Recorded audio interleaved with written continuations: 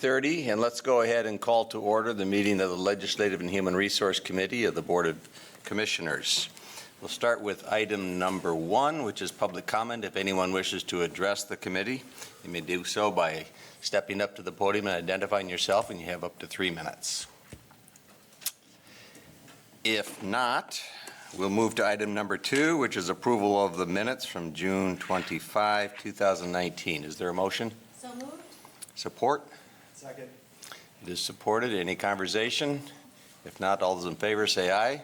Aye. Opposed, the same? Well, we got the minutes approved. That's a good sign. Let's move on to the treasurer's report. Ken Parrish, our treasurer, is here to give us a performance measurements review. Good morning, Ken. Good morning, Chair. Good morning, Commissioners. Well, thank you. Thank you. Good morning. Okay, I got to figure out, so I just go over it. Okay. First time using this new gizmo, so hopefully it'll go well.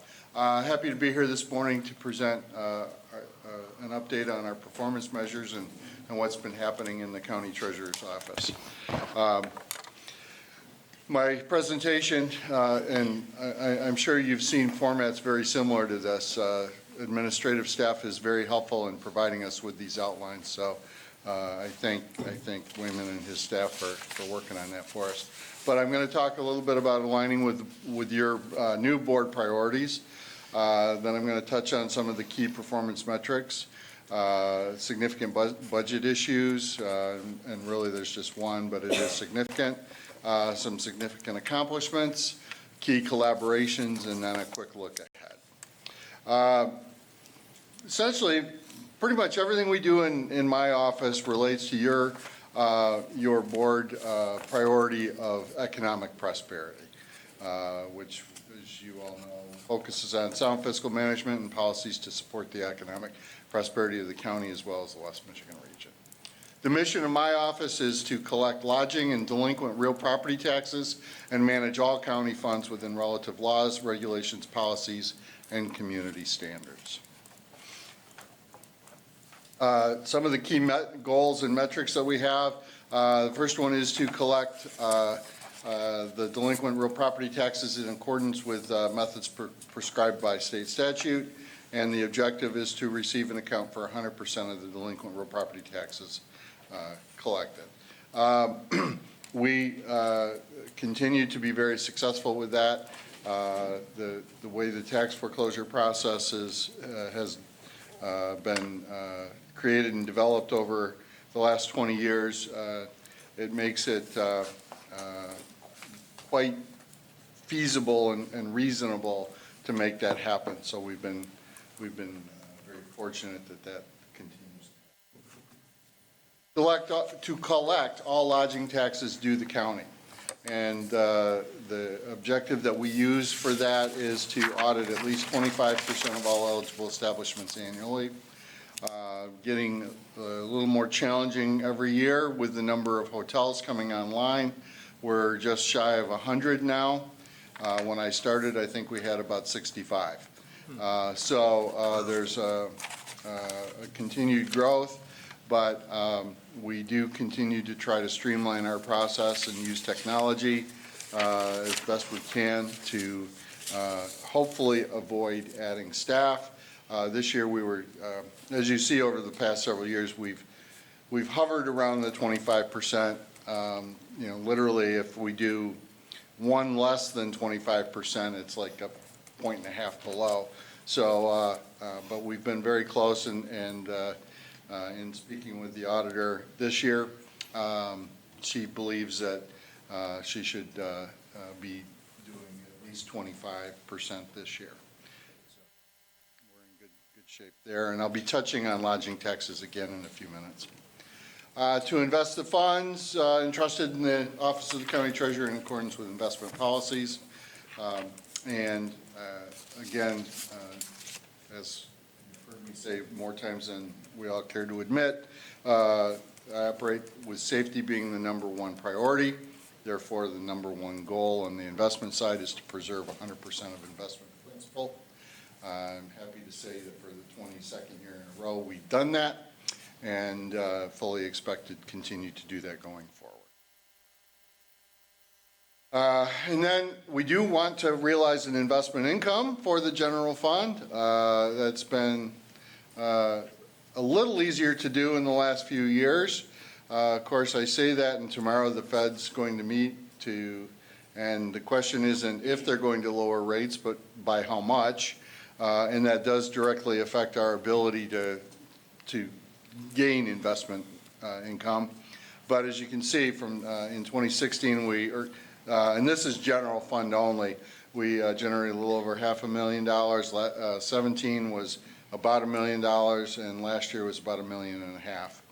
Because of the questions with the rates really haven't gone up significantly since the end of 2018, and with the potential for them to go down anywhere from 25 basis points all the way to 1 percentage point over the next several months, it could again negatively impact the ability to earn investment income.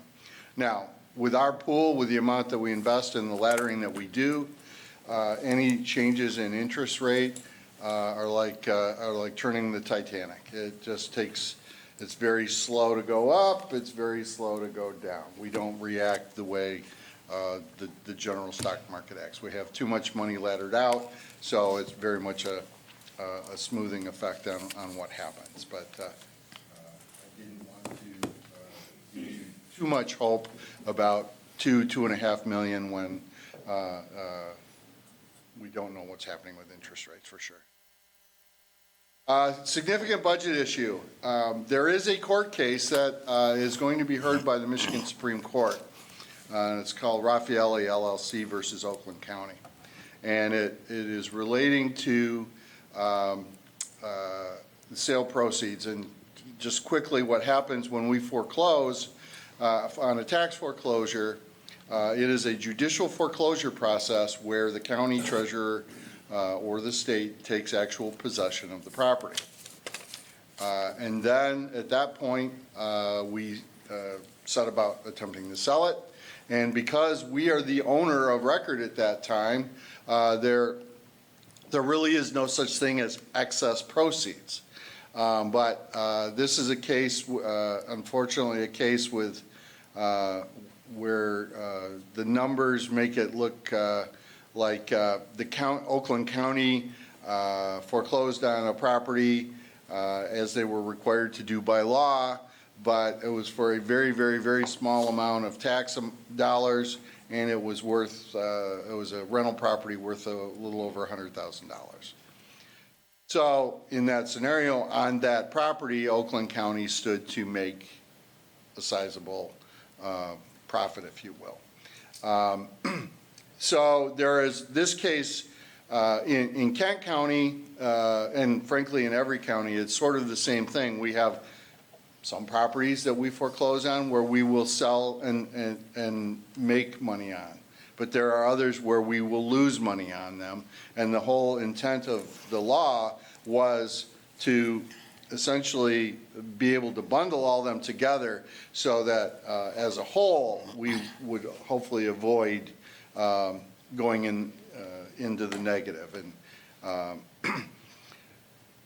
this case is trying to make the argument that we should not have any profitable sales, only unprofitable sales, which really throws the entire process into chaos.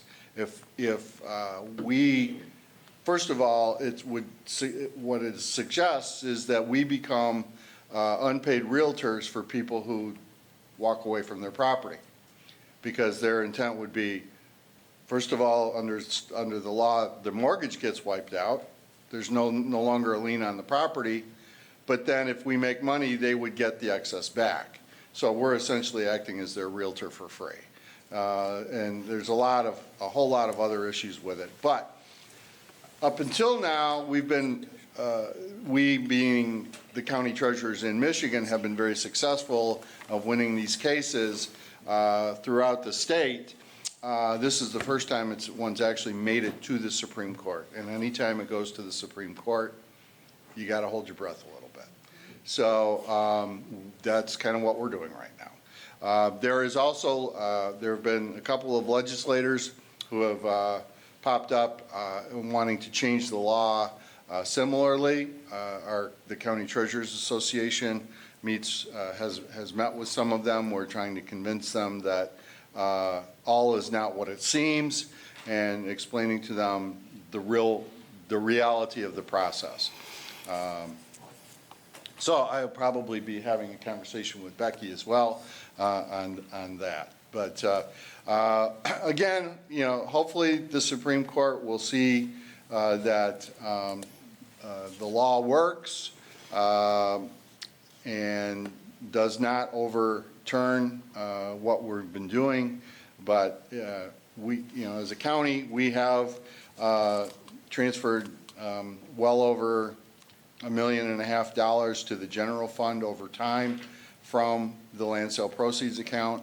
And while I think that the annual numbers are dwindling because our foreclosures are dwindling, it could still have a negative impact. And ultimately what that means is we would end up having to bill back all of the taxing authorities.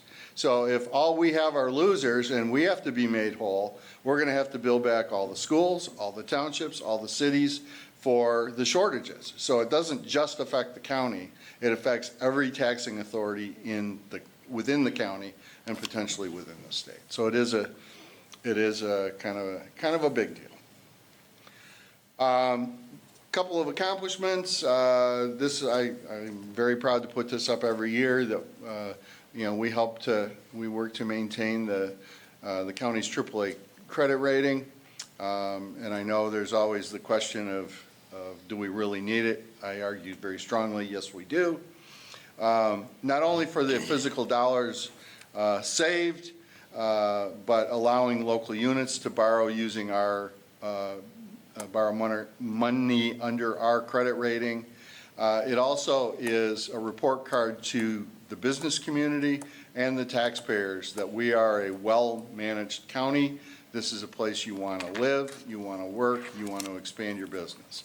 So I believe it is very important, and I'm very proud of the fact that in my time we've been able to maintain that. Airbnb tax revenues are exceeding expectations. When I came to you a year ago to explain what we were doing, the estimate was about $100,000.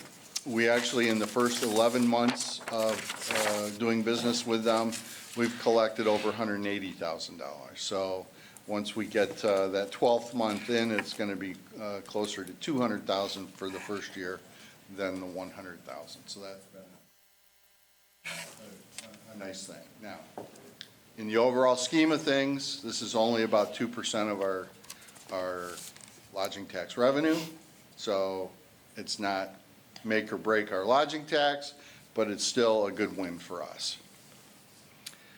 Some of the key collaborations that we have, again, I always like to point to the local government investment pool. We have about 25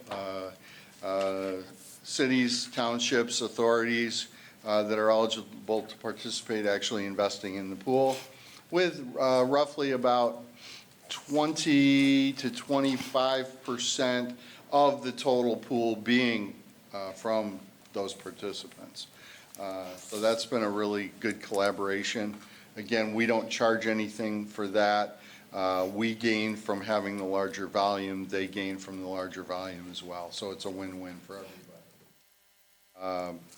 We have to collaborate with all 35 local units for tax collection. That's a fairly complicated process that we've been able to refine to be a very smooth operation as we go through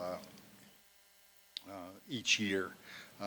So that's been working well. And then, of course, I think Airbnb is definitely a collaboration. It's a voluntary agreement that they are participating in, and we're very happy that that's working out for us. And finally, a look ahead, and this one's been on here for a while.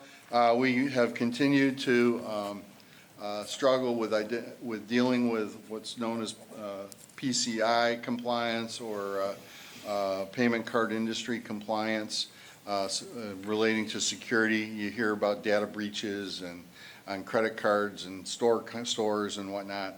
We want to make sure that we are fully covered on that before we go into acceptance of credit card payments for delinquent taxes but we're getting closer, so that's still on my look ahead. The number of hotels, as I mentioned, is increasing. Seems like they're popping up like mushrooms today. And so, again, while we're trying to use technology to its fullest extent, there may come a time where we might need to bring on second auditor to help make sure that we are covering them all in a timely basis, because I believe that is knowing that every 3 or 4 years the auditor is going to come in, it does help to keep folks honest, business operators honest on their tax issues. Not only that, occasionally there are errors that are made that are simply errors, not anything of relating to intent, but if we were to say audit every 10 years versus every 3 or 4, that's just that much longer where an error can compound and put the business in, when it is found, put the business in greater of harm's way.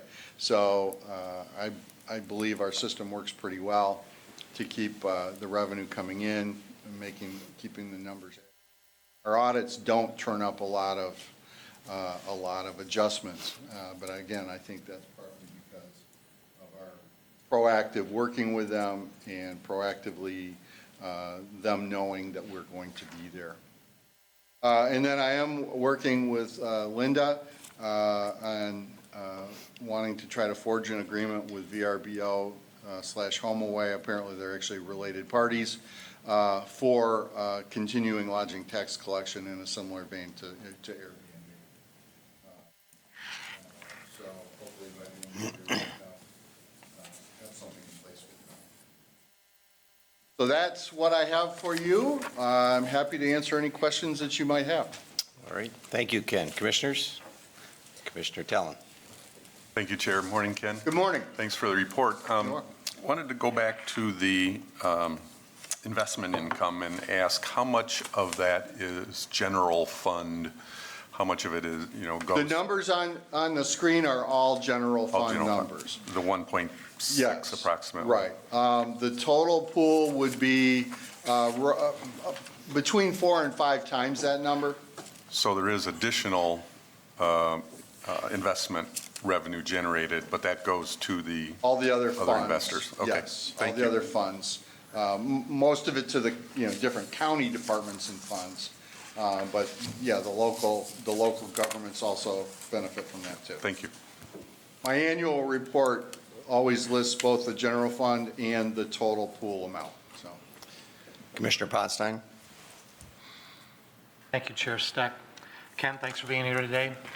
Want to congratulate you first. I overheard that your peers elected you County Treasurer of the Year, so congratulations on that. Thank you. Yeah. And not to brag, but that was the national award, so thank you very much. So you had brought up the AAA bond rating, and I know we hold that in high regard, and I had an opportunity to run into a person from the city of Austin and the county that surrounds that, and they too have a AAA bond rating. And they had told me this year for the first time they got a really odd question on when they went there to present, and it was whether the county or city had a resiliency plan and what are they doing to deal with climate change. Now, I'm not going to argue climate change today, but I always looked at a AAA as a financial thing, and now we're hearing, and the more I talk to other people, other counties have said that that's a concern when they just bond, is that questions like that are now influencing the credit agency. Have you We haven't really run into that. I suspect that the reason for that, though, is, Austin being in Texas and not all that far away from the Gulf and Houston and all of the problems that they've had down there weather-wise. I think particularly the major southern cities, New Orleans, Houston, Miami, that the weather does have a major financial impact on them. And so they do have to, I think we all learned from New Orleans, 12 years ago, 13, however long ago it was now, that there are those issues. I think here, it would, for us, it would be more of a Tornado Alley kind of situation. Are we prepared for if a tornado takes out this building or our IT? And I know that, we do have a good emergency preparedness committee that looks at that. So because we're not in the major significant weather zones, if you will, it really hasn't come up in any of the conversations we've had with the rating agencies. But I can understand their concern, because what they're rating us on is our ability to repay debt that we issue. And if we were in Hurricane Alley and we're, the potential for not being able to collect taxes for 6 months could negatively affect our ability to pay any debt payments. But again, because of where we're located in the mitten, we haven't had those questions come up, and so I think we're in good shape. Thank you. Commissioner Melton? Thank you, Chair, and hi, Ken. Hi. So maybe this is something I would have to ask you at another time, unless everyone else understands it totally, but I'm to the Supreme Court and what they're talking about. Am I under... Wow. I didn't think I'd have to do a soft shoe, but. There you go, that was good. Am I understanding that the state has decided that extra monies should go to them as opposed to back to the county? No, okay, so I'm totally No, off here. what the lawsuit is about is that the former owner of a property that was foreclosed, where the tax amount due was very small and the sale proceeds on the house were very big, is saying, their argument is that that's a taking or something similar, and that they should be paid any money earned over and above the tax bill that was owed. The state should. No, in this case, it's Oakland County. And so if it were in Kent County in the same scenario, they'd be suing us, saying, you shouldn't get to keep all the extra money. Gotcha. And part of that has to do with, that's essentially how the process works on a mortgage foreclosure, but the difference is that on a mortgage foreclosure, the mortgage company doesn't take possession of the property right away. We do, and it's very clear in state law that that's what we do. So if we sell it for more or less than what is owed, the difference, that's on us. But there is this, the plaintiff in that case is backed by an organization out of California that is trying to make a statement nationally about foreclosures. And so they're putting a lot of money behind it. It's a Pacific Legal Foundation or something like that. So the practical ramifications for us are, we have always generated more than necessary from the sales at our auctions Okay. in all the processes.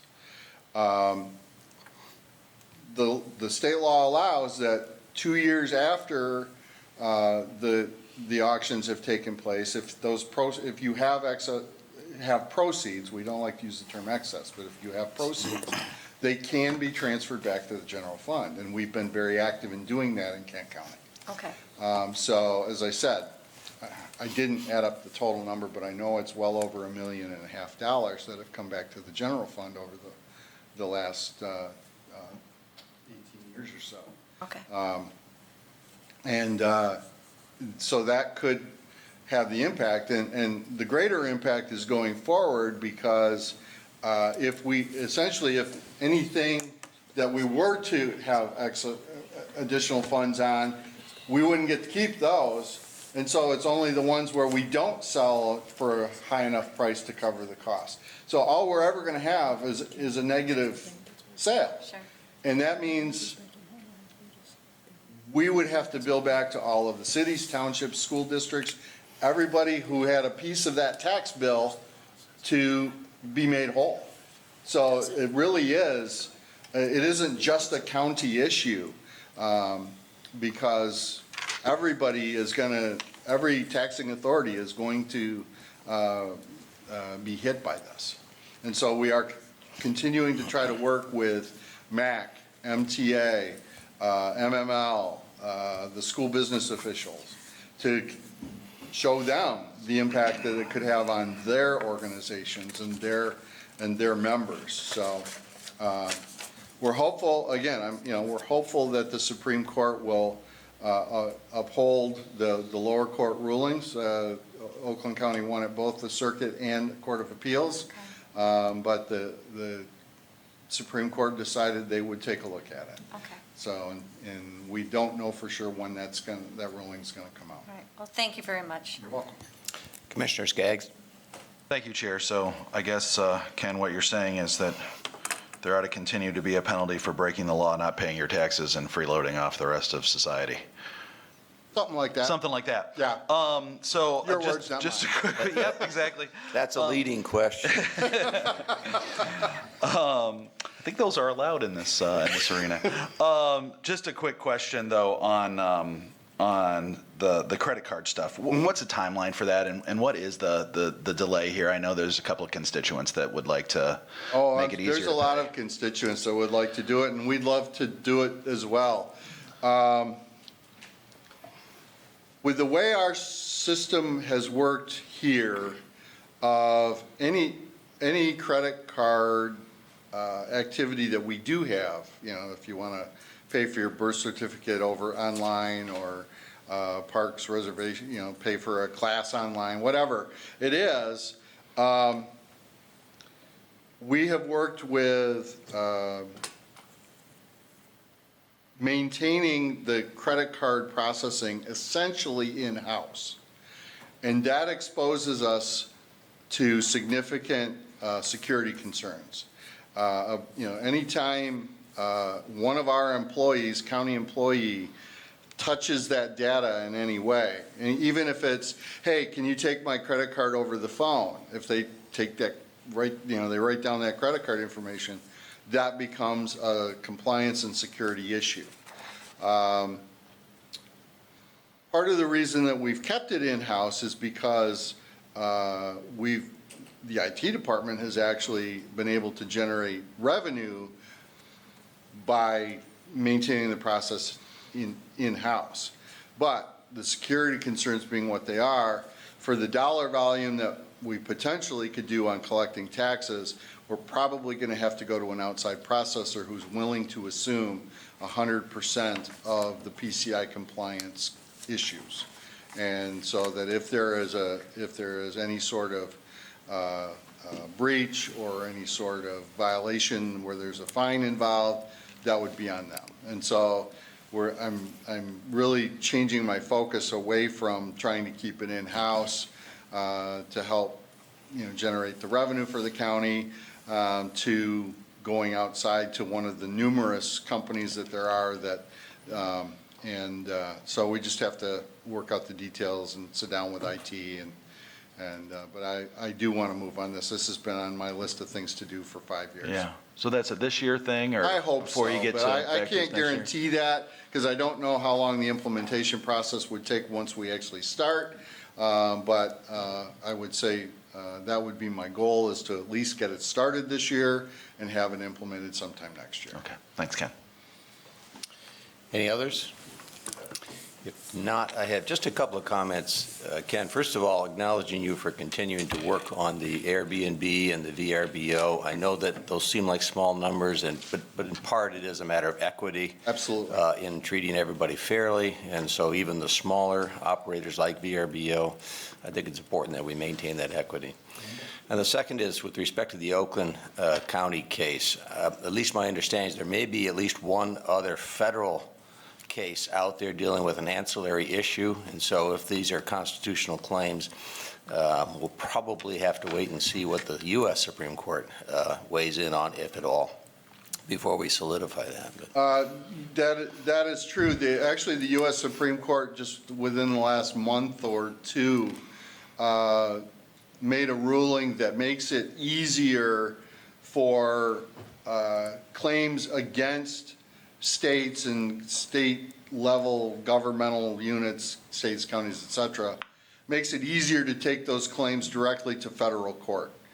So far, there have been a number of attempts to take these types of lawsuits, like Raffaele, to federal court, and they almost invariably are dismissed over venue because it was a state court, a state law, state court issue.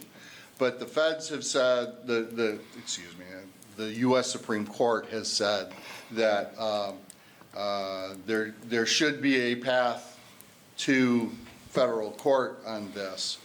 So that has prompted a number of lawsuits already. There's been, I don't want to go too deep in the weeds here, but there is an attorney out of the Saginaw area who has been attempting to build class action lawsuits out of this similar issue in state court, and has been not being very successful because the courts are ruling, in general, the courts are, he would group, say, 8 counties together, and 8 county treasurers and 8 county boards of commissioners, but he'd find a plaintiff in one county, or 2 plaintiffs from the same county, go to that county to sue us. Well, in our case, it was 2 plaintiffs in Ionia County, and we rightfully argued, what did I have to do, what did you have to do with harming the plaintiff in Ionia County? We had nothing to do with the plaintiff in Ionia County. Judge, you should dismiss us. And the judges have agreed on that. So we were dismissed in the state case, but literally the day after that Supreme Court ruling said it's now going to be easier to go to federal court, the same attorney had already lined up different plaintiffs, same concept, to go to federal court. So he's now trying to sue us in federal court, trying to build a class action lawsuit, or actually mini class action lawsuits, because I'm not sure there's a way to combine all 8 or 10 lawsuits into one. But yeah, we will probably, at some point, I suspect Raffaele will probably end up in the U.S. Supreme Court, no matter which way it goes. Well, maybe before we degenerate into a debate on concurrent jurisdiction, maybe we should move on, unless somebody has something else. You're the only one who would debate that, because I don't have a clue on that one, so. All right. And Anything else? If not, thank you, Ken. thank you very much. All right, let's move on to item number 4. Public Affairs Associate Becky Beckler is here to educate us on the latest, greatest in Lansing. I thought they're all on vacation. Well, that's why this report might be a little short. It's hard to give a legislative update when the legislature is not actually in session. So therefore, some of the committee activity that I normally update you on will not be part of this presentation because the legislature left in mid to late June from formal session. They're in district working, but we don't have a budget deal, and this is the first time in 8 years where the legislature has left town without having completed the state's budget. It's also the first time in 8 years where we're working with divided government. So that is one of the reasons why we are still here in what's approaching soon, August, and we don't have any type of an agreement. Clearly, the biggest issue is regarding road funding and infrastructure funding and the difference of opinion as to how we get there.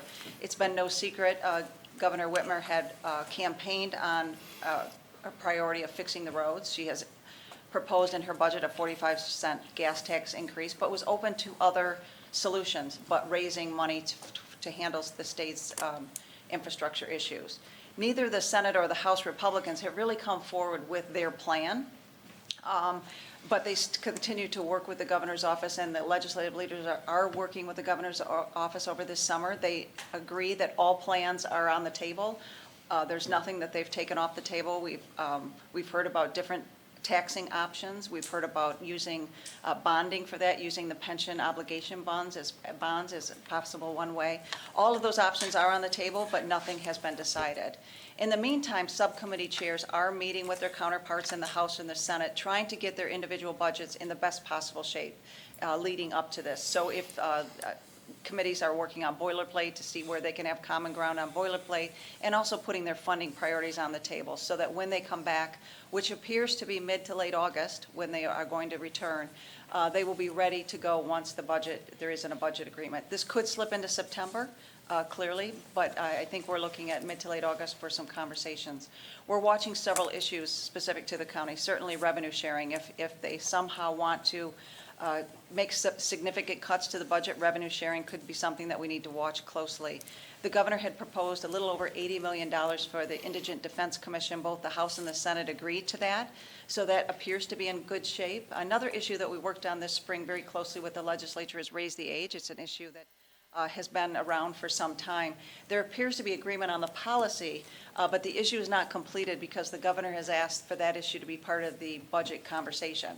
The House Fiscal Agency has put that issue somewhere between $25 and $65 million.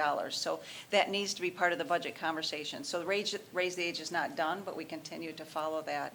There's also some boilerplate in the corrections budget that could have some implications on our sheriff as far as jail funding. So we will continue to work with our legislative leaders on that as well. So there are a lot of issues that we need to continue to follow with our legislative leaders to make sure that we have some successes there. Senator McGregor has put $6 million in for local public health to hold them harmless, and we certainly are hopeful that that could stay in through the end of the budget process. We also had a good conversation. One of our priorities has been this year to deal with the 911 surcharge, to make sure that the county understands the process and we're receiving adequate funds regarding this issue. County leadership had a great conference call with the 911 Commission within the state police. And Harriet Renee Brown offered some excellent suggestions for the county to follow as far as to make sure that we're receiving the money that we should be and working with the providers. So I think that was a big success, and I know that the leadership are continuing to follow that. She will make herself available to the county however she can be, but I think that was an excellent, good step to completing one of our priorities. We're also working with the governor's office specifically when it comes to the appointments director. When the governor announced the Census Commission, we noticed that there wasn't a lot of representation from Kent County. And that was concerning to us. And the appointments director has assured us that once they actually announce the commission chair, which they plan to do in the next week or so, she will make sure that when they announce that they're going to have, I think, work groups is the best description. One will be a municipal work group, that she will make sure that Kent County is represented well. She understands that perhaps that was something that they need to work on. So we're working to make sure that we have a voice in that arena as well. When they return, with regard to the budget, there are not a lot of big issues. Clearly, internet gaming is something that the House Republicans have focused on. It's something that the executive office hasn't necessarily agreed on, but I think that issue will come up. Expungement when it comes to juvenile justice, as far as justice reform, that could definitely be an issue. It's something, again, that the House is working on. So that could be an issue as well. So those are some of the bigger issues, but I think over the summer we'll probably hear a little bit more about what are the other policy issues that the legislature wants to do when they return for those next 6 months. So that is really what is going on in Lansing. I would be happy to answer any questions or get further information that you might need. All right, thank you, Becky. So while the legislature is on vacation, we don't go on vacation here, Right. so we may have questions. Maybe we did go on vacation. Anyone? Yes, Mr. Talon. Thank you, Chair. Thank you, Becky. Do you have any sense for whether the legislature in general recognizes the severity of the lead poisoning issue in Kent County and in other aging neighborhoods? It still continues to be mind-boggling to me that Flint gets so much attention, and we really have a more severe problem here. And my sense is that there's not an urgency at the state to address what we are seeing in our children in Kent County. Do you have any sense for where the legislature is on that? That's an excellent question. It's something that I believe we have really focused some attention on, especially with our legislative leaders. First of all, to educate them, because you're exactly right. The Flint water situation and even PFAS around the state has seemed to take the oxygen out of the room, if you will, when it comes to those issues. So we have been working with Senator McGregor and Senator Brinks to talk about lead and how it is affecting our children in Kent County, and hoping that they will secure, if not in the budget, perhaps in a supplemental or a future funding source. But it is something that we need to continue to make a priority when we're having these conversations, to make sure that they understand how important it is. So it's something that is very mindful, but I agree with you, it isn't at the place where it needs to be at this time. Yes, Commissioner Skaggs. Thank you, Chair. Just a point of clarification. It is not vacation. It is an in-district work period. So that's what we're doing right now. We're doing in-district work. I'm going to Google that. Hold on a second. Just upholding the honor of the hardworking legislators and their staff. For the record, that's what I refer to that as well, not to offend any of our leaders. I stand correct. Anyone else? Just a couple of comments that I have or questions. So if the budget approval is pushing into late August, maybe even September, for funding for some agencies or services that start fiscal years October 1, what's the fallback strategy if we get into late September and we still don't have a budget? Okay. I believe that the legislators believe they will have a solution to they will have a legislature. Our legislature tends to respond to deadlines, and sometimes they respond at the very last moment. If you remember in college, you'd study for a test at the very last moment. They appear to be focusing on that. It's the road funding piece. This budget would be absolutely complete and done, but there's so many disagreements and different views as to how to solve the road funding. If you're the House, you want credit for what you did 4 years ago as far as when they raised the gas tax and some of our fees, which is over $1 billion. I think the Senate has a different view. I think they might entertain some type of a gas tax increase, not 45 cents. But you just have differing views. Yeah. And I think when they regroup in August, they realize that they have to come to some conclusions, because October 1, they are required to have a budget. It's just very frustrating if you have to manage an agency that's relying upon the fixed determination of that. And you're looking at just a couple of weeks, and then you still got to make your adjustments. So And that was the mindset of the last 8 years, is to give some certainty, especially to schools that are putting their budgets together. If you have it done in June, then they know what to expect as far as government support going forward. So I'm hopeful that this is made, because it's a new legislature dealing with a new governor, that this is a one-year situation. Governor Whitmer did not want this budget undecided all the way into July and August, but it is here, so we're trying to make the best of it. maybe next year we go back to June. Any other questions, comments? If not, thank you, Becky. Thank you.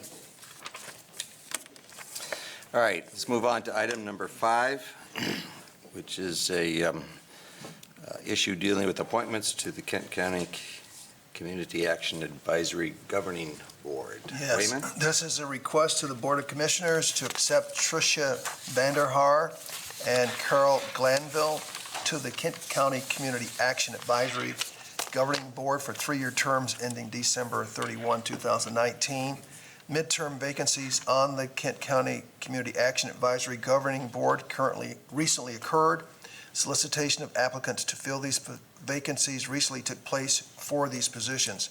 An interview team consisting of Commissioners Stan Steck, Stan Ponstein, and Carol Hennessy was appointed to review applications and interview qualified candidates for the vacancies. The interview team is recommending the appointment of the candidates noted above. Is there a motion to approve that recommendation? It is moved, supported. Any comments, questions? I note one of them is in the audience. Carol Glanville's here. Welcome. Any other comments? If not, all those in favor say aye. Aye. Opposed? It is approved. You're in. All right, let's move to item number 6, miscellaneous. Any commissioner have a miscellaneous item? Commissioner Bonk. Yeah, thank you, Chair. With our reduced meeting schedule for the Legislative Committee, I was wondering if we're doing due diligence on the performance measures. We used to do about 40 a year, and now we're doing way less than that, and with rotation of commissioners and whatnot, I think before we see each committee at least once a year or board, and with that reduced schedule, I just wondering if we're doing our due diligence and of knowing what's happening throughout the county with all the many pieces that are involved. Do you want to respond? Yes, we decided to do this in order to kind of reduce the number of meetings that we felt like we could get through those without having every department come, but the major departments are slated to come and present. The Treasurer's Office, of course, presented today. We do go through a thorough review with each department. They're expected to provide similar updates to the county administration. So even with not having a presentation in front of this committee, they still have to come before our staff, present their PMs, and they also bring their staffs along with them also. And we talk about what the obstacles are, what the challenges are, what they're most proud of. And so the PMRT, the Performance Measure Review Team, have 3 or 4 members that sit with each department, regardless of whether they come and present. So we hope that that's going to make it, but we can go back to another schedule. You know, we just have to talk through it with the board chair, talk with the vice chair and legislative chair and say, what do we want to do for next year? Well, if, from my point of view, if you come forward with something and we don't know a thing about it, because we haven't been involved with it, or the presentation hasn't been made to us, it's sort of a surprise. Yeah. And I'm not one for more meetings at all, but I just, make sure that we are kept abreast of what is happening. Right. And We sent a, worked well for, Yeah. 20 years. So. yeah, we did a survey last year. Before we decided to move on, we asked for feedback from each of the commissioners to tell us what they thought about. And there were some that felt we should keep with the same schedule. Some felt that we should change it. So based on that feedback, that's what the board chair decided to do, based on all the feedback. So we did do that. Maybe perhaps we should do it again and just take a temperature, see how we want to do it for next year. And we will ask the board chair to do that. Okay, thank you, that's what I asked. And there may be more that, instead of just the few we do ask, there may be more. It doesn't have to be all or everything. Right. And what we said was that if there's a feeling that we needed to put another meeting on, then we will do that. We will alter the schedule, but give advance notice to it, long as there's 48 hours notice when we need to bring things to the board. Like this Thursday, there's items we're bringing. Ted, those will be at 7:30 Saturday morning, but. All right, anyone else? Yes, Commissioner Tallon. Thank you, Chair. This might be out of place for LHR committee, but since Ken brought it up, he mentioned that thanks to the AAA bond rating, the county has saved thousands of dollars in costs related to bonding. And over my 3 decades, I've heard those kinds of words used repeatedly.